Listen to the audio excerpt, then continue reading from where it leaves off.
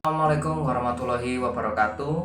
Selamat pagi, siang, ataupun malam. Apa kabar hari ini? Saya harap kita baik-baik saja dan selalu menjalankan protokol kesehatan di masa COVID ini. Sebelumnya, perkenalkan, nama saya Luki Sulistia Arisanggoro sebagai guru pengajar pada mata pelajaran ini. Tentu nanti kita dibimbing juga dengan Ibu Lilik Sujiati pada mata pelajaran konstruksi jalan jembatan. Mengingat kondisi saat ini yang bukan hanya kita keluarga SMK Canda Birawa saja yang merasakan, namun juga seluruh warga Indonesia, bahkan seluruh warga dunia. Bagaimana cara kita menghadapi kondisi pandemi seperti ini sebagai pemuda yang melanjutkan kemajuan teknologi di Indonesia? Kita tidak boleh menundukkan kepala, tetap optimis, menata masa depan, melanjutkan cita-cita kalian menjadi kebanggaan keluarga, kebanggaan orang tua. Oleh karena itu, sebagai kader-kader teknik, apapun caranya, apapun resikonya, kita hadapi dengan berpikir positif, tetap optimis, berpikir kreatif, dan tetap semangat belajar untuk masa depan kita bersama. Terima kasih. Baik, mungkin cukup itu motivasi dari saya. Untuk selanjutnya kita akan mengulas untuk pembelajaran pada semester ini. Assalamualaikum warahmatullahi wabarakatuh. Baik, kita sekarang masuk ke tentang pengenalan materi yang akan kita dapatkan di semester ini dan di tahun ini, khususnya untuk mata pelajaran konstruksi jalan dan jembatan untuk kelas 11. Oke, jadi kenapa kita harus mempelajari ini? Yang pertama, untuk pengenalan dasar ketika kalian berada di lapangan. Nanti ketika lulus dari sini, kemudian kalian bekerja di proyek jembatan atau jalan. Nah, kalian dapat mengenali dasar-dasar dari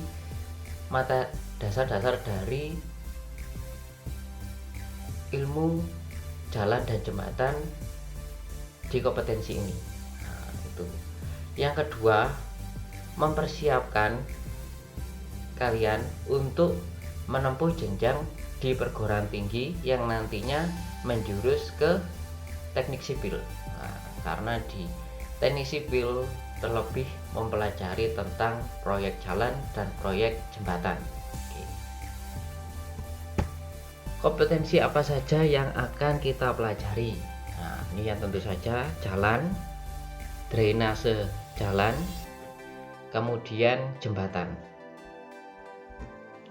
Ini di belakang ini termasuk contoh dari drainase jalan. Oke. Next, kompetensi dasar untuk jalan ya. Nanti fasenya pertama kita memahami klasifikasi jalan. Jadi jalan itu nanti dibedakan apa saja, seperti damasja, damija, dawaja. Itu merupakan peraturan peraturan yang dibuat pemerintah dalam pengukuran penggunaan jalan. Jadi jalan-jalan yang ada di depan rumah, di jalan raya itu ada aturan-aturannya, lebarnya seperti itu. Kemudian wilayah untuk bagian dalamnya berapa, bagian luar berapa, seperti itu. Kemudian yang kedua, memahami spesifikasi bahan perkerasan jalan. Jadi perkerasan jalan itu ada perkerasan kaku, perkerasan lentur. Saya kasih contohnya seperti ini, perkerasan jalan. Jadi perkerasan lentur itu apa, perkerasan kaku itu seperti apa, paving itu termasuk perkerasan apa, aspal itu termasuk perkerasan apa, kemudian lapisan aspal dan beton itu termasuk perkerasan apa, seperti itu. Perkerasan itu maksudnya jenis klasifikasi jalannya, seperti itu. Kemudian memahami jenis konstruksi perkerasan jalan, jadi itu nanti masuk ke lapisan-lapisannya. Nah, jadi contoh aspal itu lapisannya apa saja, kemudian tebal tipisnya berapa, kemudian ada juga prosesnya, pelaksanaannya seperti apa. Beton, jalan beton itu lapisannya seperti apa, itu nanti kita pelajari juga di fase berikutnya.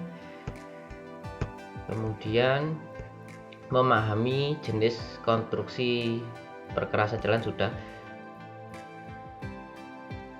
Memahami klasifikasi spesifikasi jalan itu yang tadi ya, memahami jenis konstruksi sudah, termasuk di bagian klasifikasi tadi, spesifikasi. Kemudian memahami prinsip alignment, itu memahami tentang kurva jalan, bagaimana membentuk lengkungan jalan yang baik, bagaimana membentuk tikungan jalan yang baik, karena nanti ada horizontal dan vertikal. Artinya kalau horizontal itu tikungan, kemudian vertikal itu tinggi rendahnya jalan. Tujuannya untuk mengetahui kemiringan jalan, karena nanti kan jalan kan dialiri air hujan, jadi kita harus memperhitungkan itu juga. Oke, selanjutnya tentang memahami data peta topologi. Memahami data peta topologi ini, kalau kalian sudah belajar tentang TPT di kelas 10, nah ini kita belajar juga tentang pengolahan datanya seperti apa, kemiringan kontur, ketinggian tanah. Kalau prinsipnya adalah ketika kita sebelum membangun sebuah jalan, tentu saja kita harus mengenali dulu bagaimana kontur jalan di lapangan. Jadi jalanan itu awalnya masih kosong seperti ini, maksudnya masih tanah saja. Jadi kita harus mengenali apakah jalan itu nanti diberi urukan tanah terlebih dahulu, tebalnya seperti apa, itu nanti kita bahas di sana. Lanjut ke memahami tentang drainase. Memahami drainase ini nanti kita mempelajari tentang apa saja drainase, apakah itu drainase untuk mengairi pengairan atau untuk mengairi air hujan dilarikan kemana, seperti itu. Kemudian memahami spesifikasi drainase, tentu saja tentang bahan-bahan dari drainase. Kemudian memahami klasifikasi jembatan. Nah, klasifikasi jembatan ini memahami jembatan apa saja yang ada di dunia, jenis-jenisnya. Ada jembatan gantung, ada jembatan portal. Sebelah klasifikasi jalan, klasifikasi dan spesifikasi hampir sama ya. Jadi memahami jenis-jenis bentuk. Spesifikasi itu bentuk seperti ini, pelengkung, kemudian ada juga portal atau jembatan rangka baja. Kemudian ada jembatan gantung, ini jembatan gantung. Kemudian gelagar, ini jembatan gantung. Ini jembatan rangka. Kemudian masuk juga untuk spesifikasinya tentang bahan. Jadi jembatan gantung itu terdiri dari spesifikasi bahannya apa saja, kemudian jembatan rangka itu spesifikasinya tentang apa saja, seperti itu. Terus next ke memahami jenis konstruksi jembatan. Nah, itu kita nanti akan mempelajari detail dari jembatan beton atau gelagar itu seperti apa, kemudian jembatan gantung itu menggunakan bahan apa saja, kemudian detailnya seperti apa kita pelajari. Kemudian rangka baja juga WF, itu ini namanya bahannya WF, baja WF itu detailnya seperti apa, detail-detailnya. Kemudian memahami konsep dasar jalan dan jembatan, itu masuk di awal tadi juga ya.